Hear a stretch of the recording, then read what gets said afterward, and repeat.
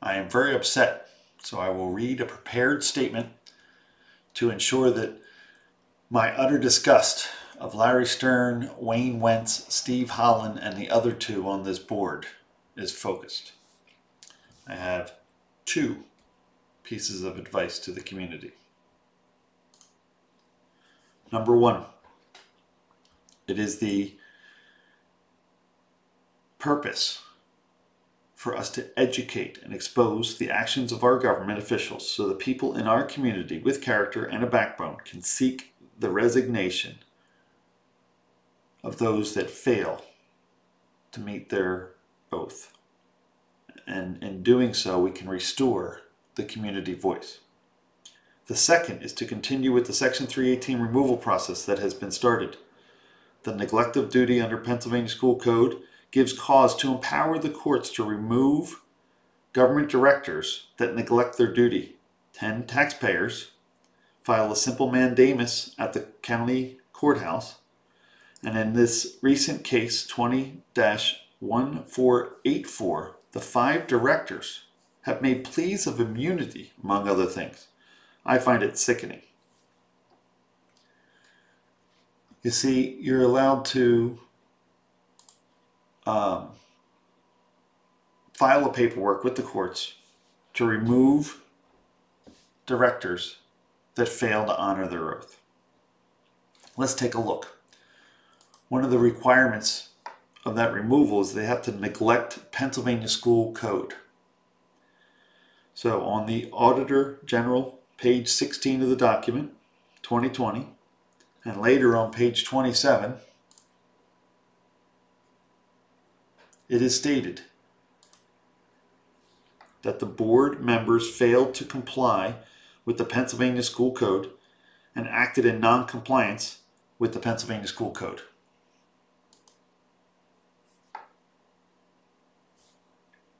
This may be grounds for removal. Let's take a look at who was the board member back in 2014 where some of these things happened.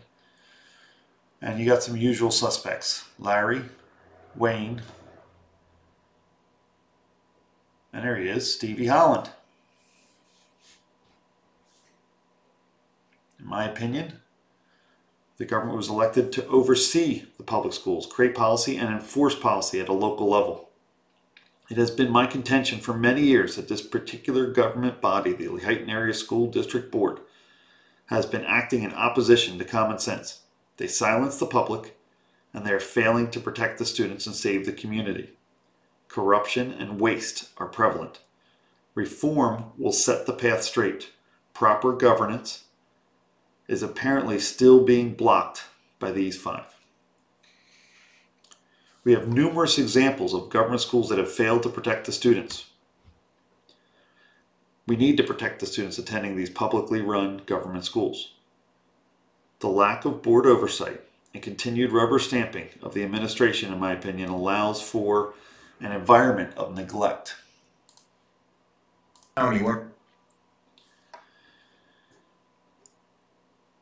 People frequently seek the 4 to compromise with the likes of Larry, Rita, Wayne, Steve, and Nathan, or to find common ground. There is no compromise when all 9 have the responsibility to protect the students and save the community. Yet that basic need is being blocked by the 5 that know they can obstruct common sense. When the only real authority is 10 citizens filing a 318 mandamus, the 5 can act with impunity. For instance, should the board accept unlawfulness, some injuries? Should the board ignore data and increase the students' risk by defunding transportation? Should we as a community allow Larry, Wayne, Steve to continue to fail this community? Or should we look at the long history of poor actions and take a stand against evil? I'm choosing the latter. Why? Well, let's take a look at a couple examples. Number 1, back in 2014, Matt Fisher, a teacher at the time, was sexting a student and admitted to the charges. Let that sink in for a second. He admitted to the charges to the police. Let's listen to the news report. I have it queued up. I'm going to cue this up again at the 50-second mark. There we go. We'll go 49. When police interviewed Fisher, they say he admitted to sending those texts and was charged with corruption of minors. Newswatch 16 spoke with Superintendent Jonathan Cleaver about the situation. It is a personnel matter, and we're not allowed to comment on those type of issues. And I can tell you that it is no longer an employee of the school district. Listen carefully to that news report. It's concerning the admission of guilt, and then the superintendent's comments stating it is no longer an employee. Now, this TV article says it was published on September 9th of 2014. The district website shows that there was a board meeting the day before, September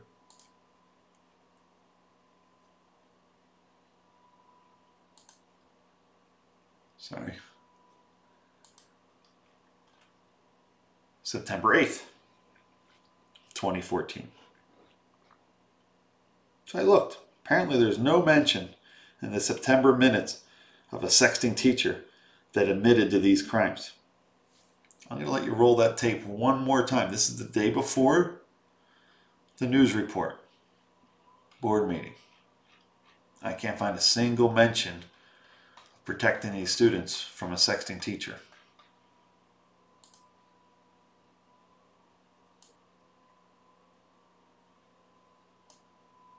When police interviewed Fisher, they say he admitted to sending those texts and was charged with corruption of minors. Newswatch 16 spoke with Superintendent Jonathan Cleaver about the situation. It is a personnel matter, and we're not allowed to comment on those type of issues. And I can tell you that it is no longer an employee of the school district.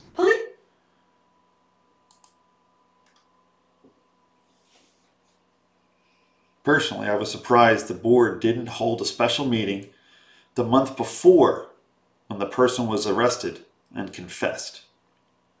The board, in my opinion, should have discussed with the community, sought their input as outlined in and required in LASD policy. The board should have sought ways to help protect students. Instead, it appears they circle the wagons, making statements like, it's a personnel issue. Yes, it's a personnel issue, but we also have a victim inside the school. Let's try to train and educate and prevent other victims from ever occurring. Now, to me, this was more of the student-victim problem, right? A teaching moment. In my opinion, by telling the truth in a big-picture way, without violating any privacy, the students can help identify potential risks. They can help protect the students in the community, as can the parents.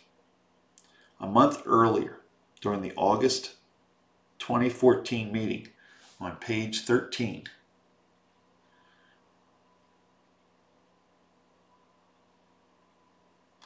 in the minutes, it shows the teacher's resignation was set to be effective on August 18th. A few days before his arrest, it was also agreed by the board to accept his resignation on August 25th, a few days after his arrest.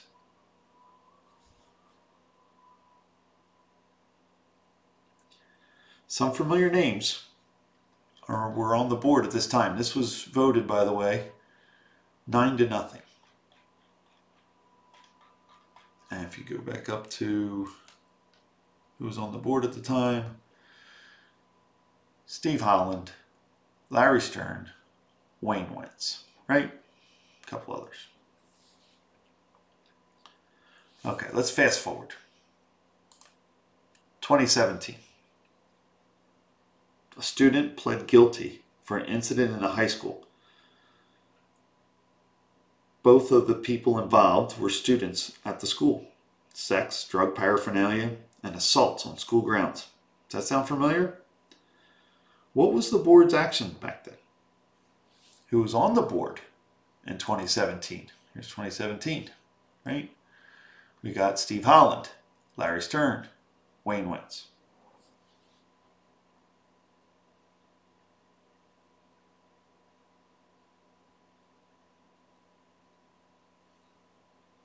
You letting that sink in? Think that through. Years later. Again, just to pick a few, here's number 3. Remember back late in 2019?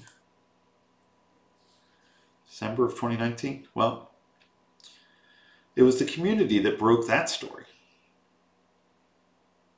Last week, we were told that the Carbon courts heard guilty pleas of the students involved in the hazing incidents, and the courts issued sentencing.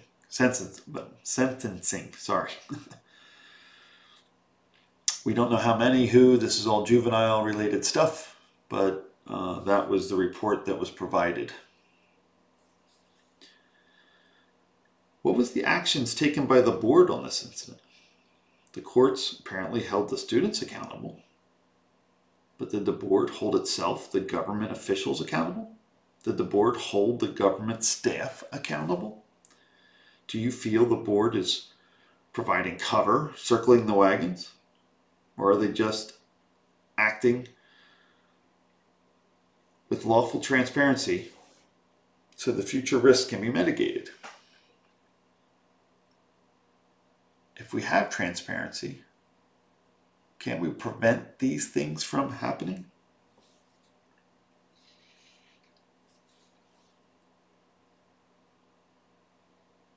Most know public education works, and the educated public makes for a better society. On these things, we probably all agree. Yet, in my day, we had to read a book called The Lord of the Flies. It was required reading. Also in my day, a long time ago, it was fun, back in the early 80s, to read Stephen King novels like Pet Sematary when it was released. These books taught all of us never leave young children unsupervised, as so quickly humanity can unravel without the presence of an adult moral authority. And where it's a bit morbid to reflect on the lessons in the Stephen King's horror novel regarding road safety, there's an ever-present reason to have young ones avoid busy streets. The evidence presented by the NHTSA, right, which is the National Highway Traffic Safety Association,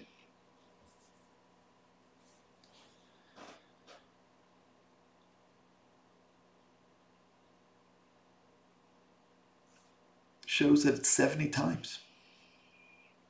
70 times safer. Not 70% safer.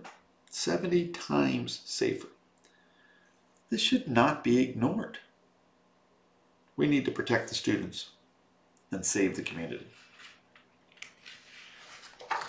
It appears to me that any educated person would know not to let children be on school grounds unsupervised. Yet it firmly appears that Steve Holland and Wayne Wentz, acting as the government oversight in the athletic committee, neglected to provide enough oversight. In doing so, we missed the responsibility to ensure student safety. It appears that any person with moral principles would put student protection as a priority. Yet we have experienced heinous crimes in our schools. And our oath of office pledges lawful compliance and a need to act with fidelity. The board needs to stop rubber stamping and stop providing a blind trust. Larry, Steve, and Wayne, that have been found by the Auditor General to have failed to comply with school code, should be asked to resign. Here's the oath of office. And here's a reminder of the 2015 report And here's the 2020 report. Read them. Citizens have access. Auditor General reporting regarding the public release of information so the people and the board can oversee the actions of government and the board can act with fidelity, making informed decisions. As for Rita, in my opinion, she makes her own contradictions to common sense. And I witnessed her vote to block lawful transparency when the bank statements motion was presented. She too should resign. And whereas I am more willing to compromise on many matters, the moral code, oath of office, and just common sense required that we protect the students and save the community needs to be implemented without compromise.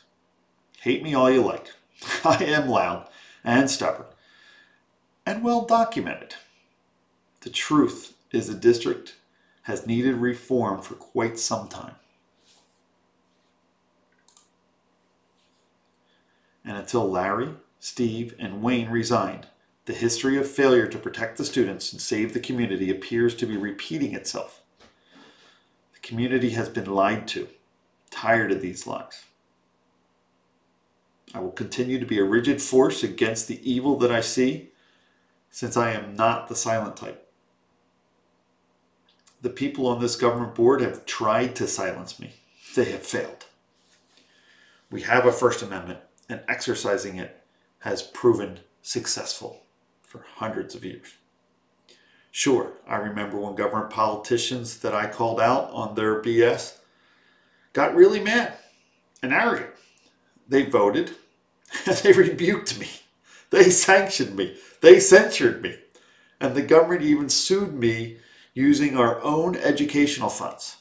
Their strategic litigation, strategic lawsuits against public participation is commonly called as a slap matter, by the way.